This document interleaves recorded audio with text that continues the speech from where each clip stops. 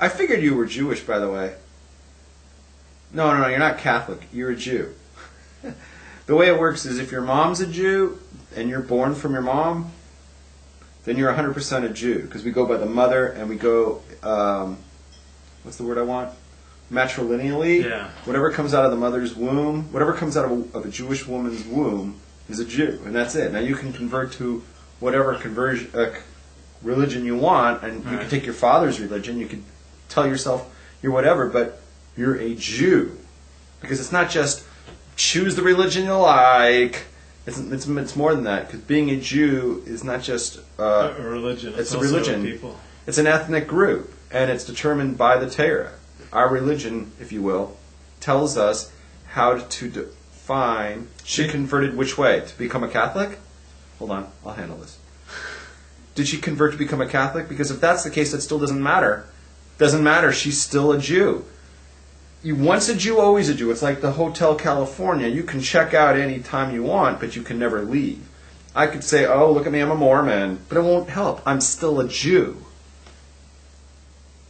When she's very religious Catholic, doesn't make a difference. She's still a Jew. And that means you're a Jew. Hey sports fans, welcome to another exciting edition of Torah Talk. Welcome to You're a Jew. It's a segment where we take a non-Jew who believes he's a goy and a Catholic, and we check out who his mother is, and we find out that she was born Jewish. That makes you a Jew. Yes, so welcome to our show. Goyim 19, you're a Jew. She's still a Jew, Rabbi Rabs. Yep. There it is, boom. Once a Jew, always a Jew. It's like and look, now they left the room. Once they said that Goyim 19 is a Jew, they left the room. I knew that they were a Jew when they logged in with the word Goyim. Yeah. Because Goyim don't go with the name Goyim. Yeah. You know what I mean? Yeah. A Goyim, if they wanted to be funny, they'd go, oh, I'm a friend of the Jews. That's what they would say, Yeah. friend of Jew 19. But someone writes Goyim 19, I know they're a Jew. Or if someone greets you by saying shalom, not shalom aleichem, just shalom. Then they're not Jewish. Then they're not Jewish. Yeah. And, they could be Persian. Persians do that because they don't Really? know. Yeah, because they don't know how to say anything in English because they don't know English, so they just go for that. So I went Persian Thursday night. I helped prepare Tomkei Shabbos. Oh, really? Yeah, I hung out with my friend Justin, and then we studied Torah with this Persian sage, and we studied a little Pirkei Avot. Okay. And so I went Persian with my bud Justin. All right. So good times. And most importantly, my Alexander technique practice is now attracting customers who pay the full rate. Full rate. So $100 for a lesson. So how many customers we have now? well, we've got a few.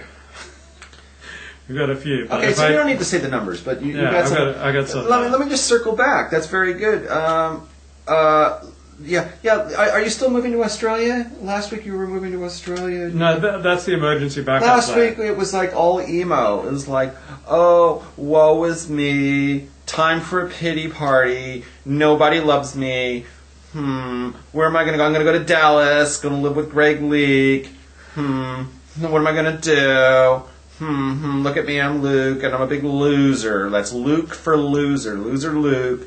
Nobody loves me, can't get a business going. And I think there was a wise rabbi in the room who said, all beginnings are hard, and give it a little time. Do the work, things on. And then a week later, you get the bracha, and then what happens? Now he's got, like, his cup overfloweth with customers. You know, there's one changing. There's one changing in the two of them changing. Two of them changing. Twin sisters. Yeah, but 19. Okay, come on. You don't want to. It's going to hurt your business, and Chaim Moloch is going to be ribbing you on that. How is this going to help your AT business? And you know, every time he posts that on your blog, he's speaking for two people because I agree with him 120%. And that's how often do I agree with that guy? Never, right? No, it's about 30% these days. Well, it's because it's always about you. Yeah. But on that topic, right, I started the ball rolling because the ball rolling happened in the House of Rabs one night on the show. Yeah. And I said to you, I think that you got to get rid of your blog and you got to get rid of your thing. And he agreed with me. He said, listen to Rabs. And then he's been on a fire. He's taken that torch and he's burned down half of the country with it. Speaking of self-destruction, Yes. like, what is it? Had a friend over yesterday, and we were talking about women and our relationship with women. Okay. So we didn't talk about, our emotions so much, and we didn't talk about what does it take to sustain a long-term relationship with a woman. Okay. We talked about more tawdry stuff. And we talked about, like, the disheartening time when you put your straw in the drink to stir it, and you suddenly find that your straw is not big enough to stir the drink. Like, Okay. you put the straw in the drink, and it just gets lost in there. Like, I met this amazing woman. Like, I was so excited. One thing led to another. We were sipping martini, so to speak, and I put my straw in the drink, and it just got lost. So I've never known, how do you say, I've never been able to do this, how do you say to a woman, you need to tighten up? Tighten up? Yeah, so that I can feel something. If it's just like really big and loose, What are you talking about? I'm not going to feel anything. All right, can we move on? So I've never had the courage to be able to say to my girlfriend, you really need to do some Kegels. Okay, this is not conversation. Or like, some woman I've just met. Like, how do you have that conversation? We have 5 minutes in the show. We're already talking about, Stirring drinks. Why are you doing this to yourself? Well, I was just talking to my friend about this. How is this going to bring in courage. women customers? How's this going to bring in women customers? We're just talking about your business. How is that little conversation there that you just did, that little monologue, going to help you bring in women customers? Where's Probably the liquid not rod so when I much. need them? Probably not so much.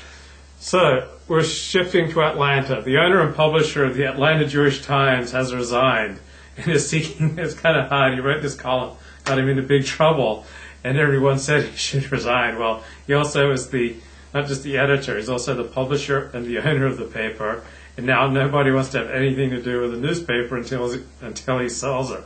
So what did he do? What's the big deal? Well, in a January 13th column, this guy, Andrew Adler, outlined what he said were 3 possible responses by Israel to Iran acquiring a nuclear weapon.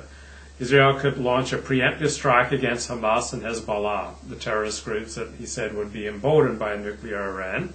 Or Israel could make a direct strike on Iran and, quotes, 3, give the go-ahead for U.S.-based Mossad agents to take out a president deemed unfriendly to Israel in order for the current vice president to take his place and forcibly dictate that the United States policy includes its helping the Jewish state obliterate its enemies. He then continued, yes, you read 3 correctly. Order a hit on a president in order to preserve Israel's existence. Think about it. If I have thought of this Tom Clancy type scenario, don't you think that this almost unfathomable idea has been discussed in Israel's most inner circles? So what do you think? Do you think Israel would... I don't see what the big deal is, to be honest. Right? It's not something I would say or think, right? He's saying that the Jewish state, which represents Jews, would consider taking out, assassinating the United States president, America's... As crazy as that idea would be, right? As crazy as that idea would be.